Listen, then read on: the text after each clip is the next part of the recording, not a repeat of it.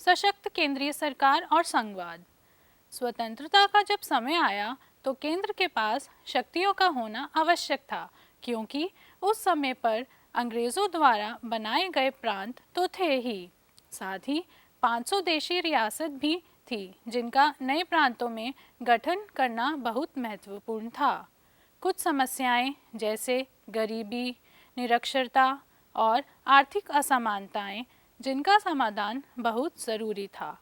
इस वजह से राष्ट्रीय एकता और विकास की एक और समस्या पैदा हुई, जिसने शक्तिशाली केंद्रीय सरकार बनाने की प्रेरणा दी। संविधान निर्माता ऐसा संविधान निर्मित करना चाहते थे जो विविधता को समझे और विवादों को सुलझा सके। तब केंद्र सरकार को गठित करने का फैसला लिया गया। ऐसा इसलिए हुआ ताकि सामाजिक और आर्थिक विवादों का निपटारा एक शक्तिशाली केंद्र सरकार करे। उपरोक्त के संबंध में टीटी कृष्णमचारी के भाव। मैं अपने सदन में आए सभी मित्रों को यह कहना चाहता हूँ कि हमारे संविधान में जितनी भी शक्तियाँ हैं, उसका रुख हमेशा केंद्र की तरफ रहा है।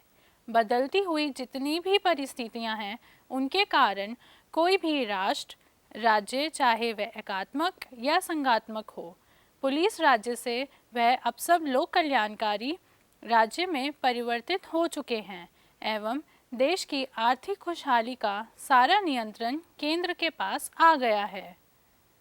आइए अब हम उन संवैधानिक प्रावधानों की बात करते हैं जो एक सशक्त केंद्रीय सरकार की स्थापना करते हैं।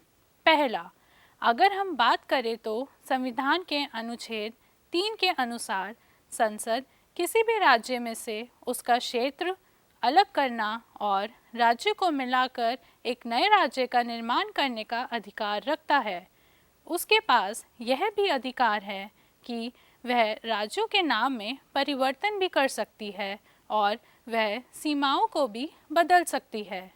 उदाहरण जैसे 2 जून 2014 को आंध्र प्रदेश से एक हिस्सा अलग कर तेलंगाना राज्य का निर्माण किया गया था और ऐसे ही 6 अगस्त 2019 में जम्मू कश्मीर को भारत के राज्यों में शामिल कर लिया था। यह सब कार्य केंद्र सरकार ने अपनी शक्ति और अधिकारों का इस्तेमाल करके किया है।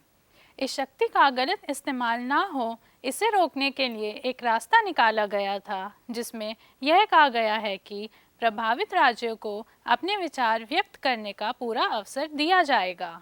दूसरा, यह हमें पहले भी पता था कि संविधान में केंद्र को ज़्यादा ताकतवर बनाया गया है, जिसमें केंद्र के पास आपातकालीन प्रावधान प्राप्त हैं। अगर यह लागू होते हैं तो इसके अनुसार सारी शक्तियां केंद्र के हाथों में हो जाती हैं। इसमें वह उन विषयों पर भी कानून बना सकते हैं जिसका अधिकार राज्यों के पास है। तीसरा, शक्तिशाली होने के कारण जो आय के प्रमुख संसाधन हैं, वह केंद्र के ही हाथों में है। ऐसा होने से केंद्र के पास आय के कई संसाधन हैं। अगर राज्यों को किसी प्रकार की वित्तीय सहायता चाहिए होती है तो केंद्र उसका सहयोग करेगा। केंद्र सरकार ने 1950 में योजना आयोग का गठन किया था। इसका काम राज्यों के जो संस्थान प्रबंध हैं, उन पर नियंत्रण बनाए रखना था। परंतु अब योजना आयोग की जगह नीति आयोग यानी कि राष्ट्रीय भारत परिवर्तन संस्थान का गठन किया है। योजना आयोग को 13 अगस्त 2014 में ख़त्म कर दिया था और नीति आयोग का गठन 1 जनवरी 2015 में किया गया था। इसका कार्य है कि यह सरकार का थिंक टैंक होगा, उन्हें एक तरह से गतिशीलता प्रदान करेगा। नीति आयोग के अध्यक्ष भारत के प्रधानमंत्री श्री नरेंद्र मोदी जी हैं। चौथा, राज्यपाल जिसे केंद्र सरकार नियुक्त करती है, उसको भी शक्ति प्रदान की जाती है। वह राज्य सरकार को विधानसभा से भंग करने के लिए राष्ट्रपति को सिफारिश भेज सकता है। राज्यपाल के पास एक शक्ति और होती है, वह विधानमंडल में किसी भी विधायक को राष्ट्रपति की स्वीकृति के लिए सुरक्षित कर सकता है। इससे केंद्र सरकार को फायदा होता है कि वह किसी राज्य के कानून निर्माण में देरी कर सकती है, नहीं तो अपने वीटो या निषेधाधिकार का इस्तेमाल करके अपने कार्य को पूर्ण रूप से मना कर सकते हैं। पांचवा, कभी कभी ऐसी परिस्थितियां भी आ जाती हैं जिसमें केंद्र सरकार को राज्य सूची पर कानून बनाना पड़ता है। यह कार्य करने के लिए उन्हें राज्यसभा से अनुमति लेनी पड़ती है। अनुच्छेद 257(1) हर राज्य की कार्यपालिका की शक्ति का इस प्रकार से प्रयोग किया जाए जिसकी वजह से संघ की कार्यपालिका की शक्तियों पर कोई बाधा न आए एवं उस पर किसी प्रकार का प्रभाव ना पड़े। संघ की कार्यपालिका की शक्ति का विस्तार तब तक नहीं होगा जब तक राज्य को ऐसे उपदेश न दिए जाएं जो भारत सरकार को इस प्रयोजन के लिए सही ना लगे। छठा, हमारी कुछ व्यवस्थाएं भी इकहरी हैं।